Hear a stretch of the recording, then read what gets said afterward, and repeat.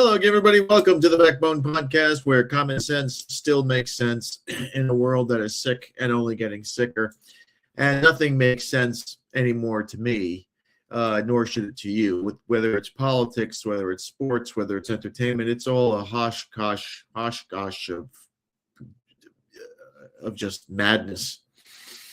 And the latest such madness is the shaming of Bill Belichick. If you haven't heard, Bill Belichick, a six-time Super Bowl winning head coach, 8 if you want to count his time with the Giants, has been denied entry on his first attempt into the Hall of Fame. The Hall of Fame, as you see here, we released a statement to the media, and I'll read it to you. Canton, Ohio. The Pro Football Hall of Fame understands and respects the passionate reaction of many fans, media members, and enshrinees of the hall itself in the light of the published reports regarding the voting results of the class of 2026. My goodness. It's that very passion that propels the game. The hall also respects the members of the selection committee when they follow the selection process bylaws. It is an honor to serve as a selector. Each year, the hall reviews the selection process and the composition of the 50-person selection committee. It is determined that any member or members violate the selection process bylaws. They understand action will be taken. That could include the possibility that such selectors would not remain a member of the committee moving forward. The selection of the new class is the most important duty the Hall of Fame oversees each year, and the integrity of the process cannot be in question. Well, it is, because you have such an obvious no-brainer. And the reason why this guy is not in the Hall of Fame, right, or wasn't voted into the Hall of Fame, is for personal reasons. It has nothing to do with football. It's for personal reasons. Now, Belichick received fewer than the 40 votes or 40 yes votes required to get into the Hall of Fame.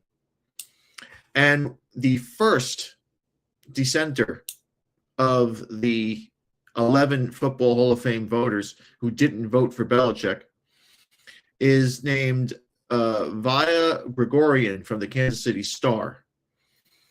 Gregorian apparently has been covering the NFL for over 40 years. I've never heard of him. He's in Kansas City, so that's a very tiny market.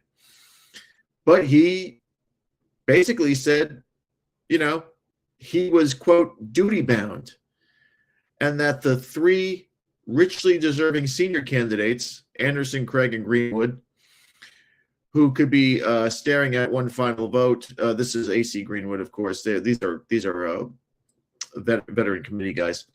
They may not have a chance to get in. Gregorian has stated that the reason why he did not vote for Belichick was his treatment of the media. He said it was not because of the Spygate. It wasn't because of Deflategate. It was his infamous, quote, infamous testiness with the media. That is reason enough to take away his membership into this committee. You're not supposed to make this a personal thing. It's based on what the guy did on the field. Bill Parcells was not great to the media. He mocked the media because of their stupidity. Joe Gibbs was very quiet to the media. Bill Walsh was, he was like a professor to these. They couldn't figure out what the fuck he was saying. All those guys were first ballot Hall of Famers. Now, we've seen this before. If you look at baseball, Jim Rice, Hall of Famer up and down, was denied year after year after year because the media punished him because of his prickly attitude towards them. And those baseball writers would get murdered every single year because, the guy was a great player. Was he an asshole? Yeah, but who cares? He produced on the field. But there's other more, I would say, nefarious and conspiratorial reasons behind this. And I believe it has a lot to do with Belichick and his personal life. Belichick and his, let's say, voting record. Belichick and his love life. And Belichick and his professional life. It is no secret. Now, this is what's going around now. That Bill Polian, former general manager and president of the Indianapolis Colts, and Belichick hate each other. And that Polian kind of orchestrated these 11 people. Well, I don't know who the 11 people are. We know who one is. But we're going to speculate who the other people are. That he kind of coordinated this with another Belichick enemy, who shouldn't be an enemy, but he is. And his name is Robert Kraft, owner of the Patriots.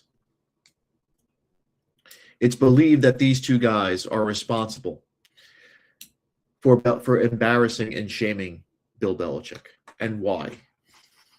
Well, the people that are connected to Kraft and Bill Polian, it's no secret. I'm not going to give you their names because, again, this is speculation and it's rumor and innuendo. But the people that were mentioned, 1, 2, 3 are liberal white women. One is a black lesbian reporter. You then have 1, 2, 3, 4, 5, 6 black trustees, and the rest are liberal white guys.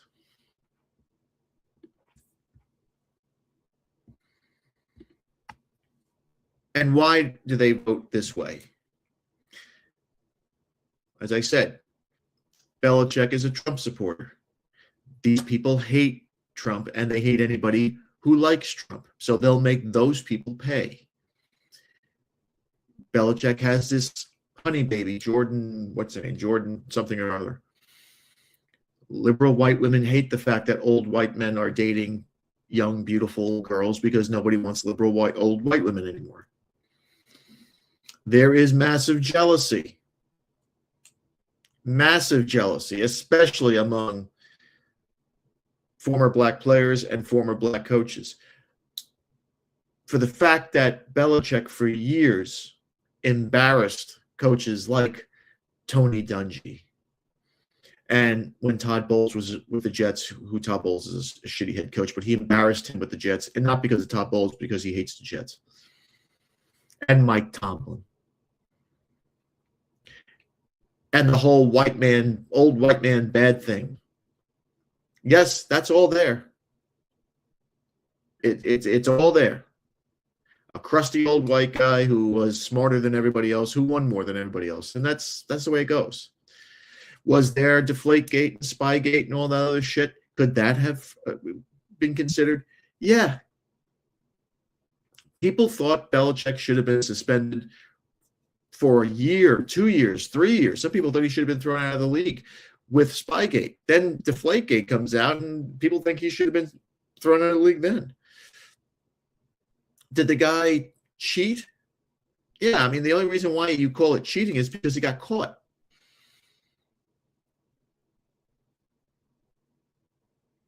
But if he was your coach and he brought you 6 Super Bowl trophies to your team, you'd love him. But it has nothing to do with Spygate and Deflategate. Though that's the last that I put up there. The first ones that I mentioned are the ones that definitely, unequivocally, are the reasons why he was shamed and embarrassed by this. Now, I don't know if Bill Belichick cares. He came out with a statement and he said his thing. But it's because he's a Trump supporter. And it's because he has a young, hot, 24-year-old girlfriend that drives white liberal women crazy. And it's because he's an old, crusty white guy. And it's because he kicked the crap out of black coaches in the AFC and in the NFL for years. That jealousy, that white supremacy. Oh, Belichick used to get all the calls. It's 100% that way. And now they've weaponized the Hall of Fame and embarrassed the Hall of Fame and the NFL to the point now that the Patriots being in the Super Bowl, the NFL's worst nightmare will be these reporters coming out with these questions to distract the Patriot players, Patriot coaches. Vrabel is probably already throwing up about this whole thing because now this will be a distraction for his team during media week during the Super Bowl. This is a disaster for the NFL. And I'm going to tell you this. If you remember in The Godfather, when the Corleones and the Tattaglia family have to reconcile, they have this big meeting with all the families from all across the country. And Barzini kind of brokers this deal where they'll sell drugs and they'll control it and all that other stuff. Don Corleone stops everything and says, okay, well, I'll go along with this, but my boy is coming back next year. And if anything happens to my boy, if he gets shot by a policeman, if he hangs himself in a jail cell, or if he's struck by a bolt of lightning, he's not going to forgive the people in that room. Believe me, yesterday and today, the NFL offices in New York were calling people. They were calling the 11 people who voted against Belichick getting in. And they were told, again, I'm speculating, but I can almost guarantee that they were told, you know what, you made your point. We hear you. But it's over now. He gets in next year because this is embarrassing. And you have now shamed the Hall of Fame. They have made Bill Belichick, a guy who was universally hated around by NFL fans, they have now made this guy a martyr. He is now the most popular man in the NFL. And only woke can do that. Only woke can do that. And when you bring in this diverse DEI committee of people who have never played football, who know nothing about football, they're reporters who ask stupid questions. And they have a woke agenda. When you give them the power to say, him yes, him no, they're going to make stupid errors like this because they're not going on merit, because merit is a bad word. Merit is white supremacy. They're going on payback. Because let me tell you this. When Mike Tomlin comes up for Hall of Fame consideration, and coaches, there isn't a 5-year waiting list. There's a 5-year wait. There's a coaches get it's a different criteria for coaches. If he doesn't get in on his first try, there will be riots in the street. ESPN's Ryan Clark, Jamel Hill, Stephen A. Smith, all these fucking people will lose their shit if Mike Tomlin doesn't get on his first ballot. Lose their shit. You've heard it here first. They're already prepping already. They're already prepping already. Because as we have seen over the last few days, as these head coaching jobs fill up, not one black coach has been hired to be the head coach of any of these teams. Now there's 3 jobs left. There's 3 jobs open. Arizona, Vegas, and Jesus Christ, what's the other one? Cleveland. No, Cleveland got filled, I think. I think there's 2 then. And our buddy here, Ryan Clark, has already done something that they call this in the political world, in the political communications world, a credibility cover-up.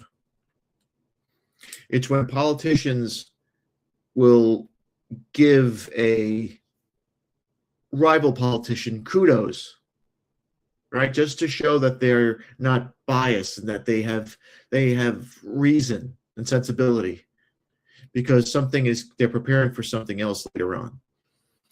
Ryan Clark, who is a race-baiting racial ideologue, said this today, quote, "If Bill Belichick isn't a first ballot Hall of Famer, then no coach is. I've seen some ridiculous arguments made for players and coaches to be in the Hall of Fame, but this one should have been a no-brainer. This level of pettiness and incompetence is extremely sad." Here he is, 2 minutes and 21 seconds in. Let's hear what this guy has to say. Bill Belichick not being a first ballot Hall of Famer is the most egregious oversight in the history of the Hall of Fame. And don't get me wrong, like the T.O. thing, right? T.O. not being a first ballot Hall of Famer, absolutely petty, ridiculous, but Bill Belichick? And to say that somebody could be in that room and make some sort of case that he isn't a first ballot Hall of Famer as the greatest head coach in NFL history, as the greatest winner at the position, the strategies that he implemented, the decisions that he made. I mean, dude, there was a way of doing football that he invented, the Patriot way. And I get it. They say without Tom, this and this, it don't matter, because when he had Tom, before Tom was Tom, they won Super Bowls. Tom wasn't an MVP. Tom wasn't a number one overall pick. Tom wasn't some transcendent talent. It was actually Bill Belichick who allowed Tom Brady to grow into Tom Brady. Oh, and by the way, what you're going to tell me is when Tom Brady gets his opportunity to be a Hall of Fame finalist, he's not going to be first ballot Hall of Fame either, if some of the reasons that people are saying that Bill Belichick shouldn't be are the reasons that he's not. Bill Belichick is the greatest winner at the head coaching position, one of the greatest strategists at the head coaching position, and he has literally fathered and birthed so many things that have now become football in the NFL. And you mean to tell me because you have some petty vendetta and we're letting people in the room who maybe shouldn't be in the room? As the young people call it today, this is 100% glazing. Because let me tell you something. If the next coaching jobs, I think there are 2 or 3 still vacant. If they aren't filled by one black guy, you're going to hear Ryan Clark, Stephen A. Smith, Jamel Hill, all these other ones. They're going to cry racism. They're going to cry that the NFL needs to do better. What good is the Rooney Rule? Yada, yada, yada, yada, yada. And if you call them out and say, well, you're just, you're looking at race. Ryan Clark can say, no, look at January 27th in my post. I supported Bill Belichick. This is credibility cover-up. That, what he just read there was completely scripted. He could give 2 shits about Bill Belichick. And let me tell you something. He will go off of the rails if Mike Tomlin isn't first ballot. That's where we are today. We're in pettiness. We're in stupidity. We have people who act like women because they think emotionally, not logically. And this will only hurt the Super Bowl, because this will, if you don't think this will be a topic during the Super Bowl, you're out of your minds. This will be a topic for the Super Bowl next week for sure. And Belichick is the hero here. He's the hero. He literally is Darth Vader in Return of the Jedi in the last 10 minutes of that movie, where people fell in love with Vader. Everybody liked Vader anyway, but they saw him for who he was. And they now see Belichick for what he is. You can't deny the guy is great. Is he the greatest head coach of all time? Absolutely not. And all these people who say that Brady, well, he didn't win without Brady. Give me a fucking break. Tom Brady had nothing to do with those first 3 Super Bowls. And I would argue that Tom Brady had everything to do with those 2 Super Bowls that they should not have won, between Seattle, with the one with Seattle and the one with Atlanta. Those Super Bowls were won because of the incompetence of the head coaches and the offensive coordinator, who's my head coach in San Francisco now. I could make the argument that Brady could be, with the 2 giant losses, 0-7. Oh, no, he would be 0-3, 5. Yeah, he lost 2 Super Bowls to the Giants. Yeah.